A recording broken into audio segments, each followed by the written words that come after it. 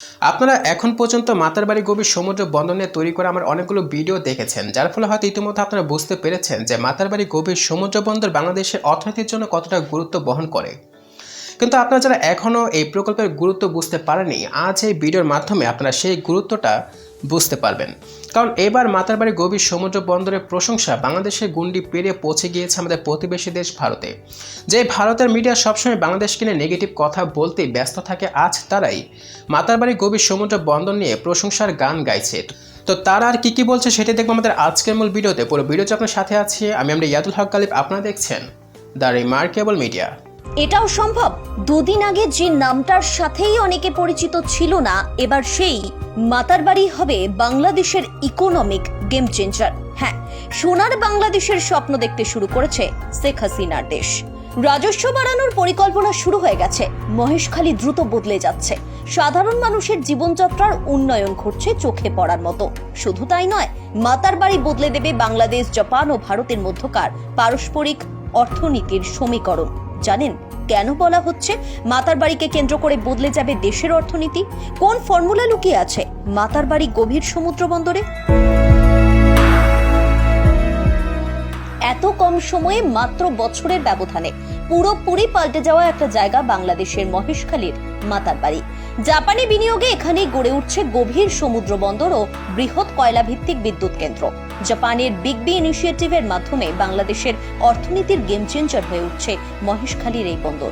পুরো অঞ্চল হয়ে উঠছে এশিয়ার বিজনেস হাব। হ্যাঁ, এর মানে একটাই, বিশেষজ্ঞরা যেমনটা বলছেন, মনে করছেন যে চলমান প্রকল্পগুলোর কাজ শেষ হলে শুধু মাতারবাড়ি বদলাবে না, এই মাতারবাড়িকে কেন্দ্র করে বদলে যাবে বাংলাদেশের অর্থনীতি। ভাবা যায়, যে উপকূলীয় এলাকা একসময় অবহেলিত ছিল, যেখানে সাইক্লোন, ঘূর্ণিঝড় আর জলোচ্ছ্বাস হতো, সেই এলাকায় এরপর বাংলাদেশের অর্থনীতির নেতৃত্ব হয়ে দাঁড়াবে। কেন? কোন কোন দিক দিয়ে আশার আলো দেখাচ্ছে এই মাতারবাড়ি? ব্যস্ততম চট্টগ্রাম বন্দর দিয়ে মোট বৈদেশিক বাণিজ্যের 92% সম্পাদিত হলেও এই বন্দরের জাহাজগুলোকে ব্যবহার করতে হয় অন্য দেশের ট্রান্সশিপমেন্ট পোর্ট, কারণ বড় জাহাজগুলো চট্টগ্রামে ভিড়তে পারে না। কিন্তু মাতারবাড়িতে হচ্ছে গভীর সমুদ্র বন্দর, যেখানে ভিড়তে পারবে 16 থেকে 18 মিটার ড্রাফটের জাহাজ, অর্থাৎ সবচেয়ে বড় জাহাজও নোঙর করতে পারবে এই বন্দরে। একসঙ্গে পরিবহন করা যাবে 10 থেকে 12,000 TEUs কন্টেইনার পণ্য। কবে চালু হবে? 2026 থেকে 27 সালের মধ্যে এই বন্দর চালু হবে। ইতিমধ্যে ইতালির রেভেনা বন্দর সহ কয়েকটা দেশে বাংলাদেশের পণ্য সরাসরি যাচ্ছে। পর্তুগাল সহ আরো কয়েকটা দেশের সঙ্গে সরাসরি জাহাজ যোগাযোগের প্রক্রিয়া চলছে। বড় জাহাজে একসঙ্গে বেশি পণ্য এলে এবং সরাসরি পণ্য পাঠাতে পারলে বন্দরে জাহাজের অপেক্ষার সময় কমে যাবে। এরই মধ্যে গভীর সমুদ্র বন্দরে প্রকল্পের পণ্যবাহী 117টা জাহাজ ভিড়েছে। এতে আয় হয়েছে 6 কোটি 84 লাখ টাকা। শুধু তাই নয়, বাংলাদেশ নিজেই হবে একটা ট্রান্সশিপমেন্ট পোর্টের মালিক। এতদিন বাংলাদেশ ব্যবহার করেছে অন্য দেশের বন্দর, আর মাতারবাড়ি গভীর সমুদ্র বন্দর হবে রিজিওনাল পোর্ট। বাংলাদেশের অন্যান্য বন্দর যেমন সুবিধা পাবে, তেমন প্রতিবেশী দেশও তাদের আমদানি রপ্তানি কার্যক্রমে মাতারবাড়ি গভীর সমুদ্র বন্দর ব্যবহার করতে পারবে। এই বন্দরের সঙ্গে থাকবে উন্নত যোগাযোগ ব্যবস্থা।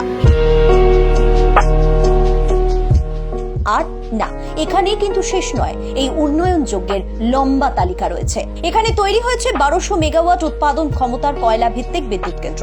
এর মধ্যেই 400 কেবি বিদ্যুৎ লাইন সংযুক্ত করা হয়েছে। এরপর উৎপাদন শুরুর অপেক্ষা।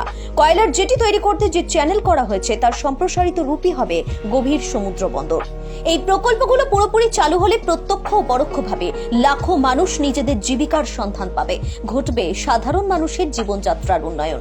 শুধু বাংলাদেশের মানুষ নয়, এখনই মাতারবাড়িতে 3.5 থেকে 4,000 বিদেশি কাজ করছেন। শিল্পায়নের পর দেশি বিদেশি কর্মসংস্থান আরো বাড়বে, এটা জোর দিয়ে বলা যায়। কারণ শুধু গভীর সমুদ্র বন্দর আর কয়লা ভিত্তিক বিদ্যুৎ কেন্দ্র নয়, এখানে তৈরি হচ্ছে চট্টগ্রাম কক্সবাজার রেল লাইনও। প্রকল্পের কাজ শেষ হলে মাতারবাড়ি হবে রিজিওনাল হাব। বাংলাদেশে আরো বিনিয়োগ আসবে। বিশেষজ্ঞরা বলছেন, বিনিয়োগের জন্য এটা উপযুক্ত এবং আকর্ষণীয় জায়গা। এক কথায়, গভীর সমুদ্র বন্দর ও কয়লা ভিত্তিক বিদ্যুৎ প্রকল্প বাস্তবায়নের মধ্য দিয়ে মহেশখালীর মাতারবাড়ি হতে যাচ্ছে বাংলাদেশের পাওয়ার অ্যান্ড পোর্ট হাব। জল, স্থল এবং রেলপথে সংযুক্ত থাকবে মাতারবাড়ি। কিন্তু ঢাকা, টোকিও, দিল্লির সমীকরণ কিভাবে বদলাবে মাতারবাড়ি? প্রশ্ন উঠছে। ভারত ও বাংলাদেশের পর্যবেক্ষকরা বলছেন মাতারবাড়ি থেকে ভারতের ত্রিপুরার দূরত্ব মাত্র 100 কিলোমিটারের মধ্যে, মানে 62 মাইল। কাজেই এই বন্দরটা ভারতের উত্তর পূর্বাঞ্চলের জন্য একটা গেটওয়ের কাজ করবে।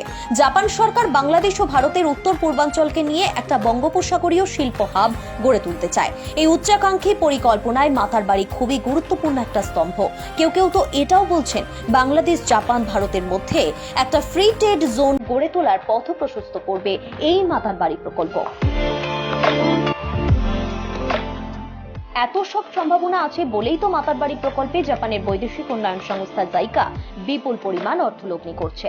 মূলত জাপানের তৎকালীন প্রধানমন্ত্রী সিনজো আবের প্রস্তাবিত বিগ বি ইনিশিয়েটিভই পাল্টে দিচ্ছে মাতারবাড়ির ছবিটা। জাপানের প্রস্তাবনা অনুযায়ী বঙ্গোপসাগরকে কেন্দ্র করেই বাস্তবায়ন হচ্ছে বে of Bengal industrial core belt. এক কথায় বাংলাদেশের ভাগ্য ঘুরছে। এটা বুঝে নিতে হবে, বাংলাদেশ এখন উন্নয়নের মহাসড়ক, আর মাতারবাড়ি মানেই উন্নয়নের চাবিকাঠি। তো বন্ধুরা, এই ভিডিওর ব্যাপারে আপনাদের মন্তব্য অবশ্যই কমেন্টের মাধ্যমে জানিয়ে দেবেন। আজকের ভিডিওতে এই পর্যন্ত ছিল। আসসালামু আলাইকুম।